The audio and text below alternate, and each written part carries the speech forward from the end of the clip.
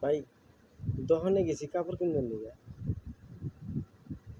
তো মহিলা মানুষের কাপড় তো এক দোকান দুই দোকান তিন দোকান ঘুরলাম, ঘুরে কাপড় দেখলাম, কাপড় আর পছন্দ হয় না।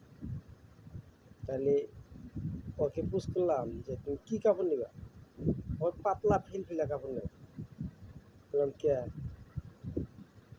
মোটা কাপড় নিলে হয় না, হয় না মোটা কাপড় ভালো লাগে না, তাহলে পাতলা কাপড় নেই।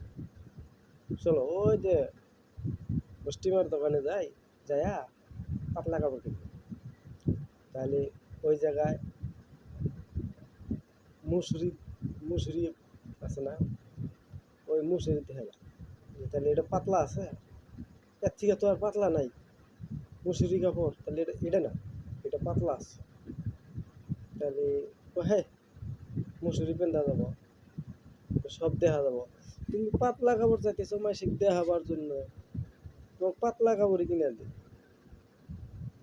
দোকানদার করলাম ভাই পাতলা কাপড় আর ইসে যেন আর পাতলা কাপড় থাকে না, একবারে পাতলা ফিলফিলা শরীরের অঙ্গ টঙ্গ নোম টোমগুলো সব জানি বোঝা যায় যে এটা দেখা গেতেছে।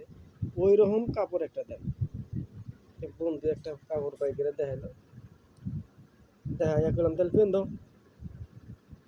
দিলো, পেন দিয়ে দেখাইলো। তার মানে যে বুকের যেগুলা বস্তু বাহিনী, শরীরের যেটার অঙ্গ সব ক্লিয়ার দেখা যায়, কয় না এটাই আমার লাগবে। বেস্ট বেস্ট, এটাই তোমাকে দেওয়া হবে। আর এটাও পিন দেয়া Bilasipara market, Sunami market, Tilapara market, Chapar market, Baharpur market, Chetgula market আছে ঘুরিয়া। ধন্যবাদ।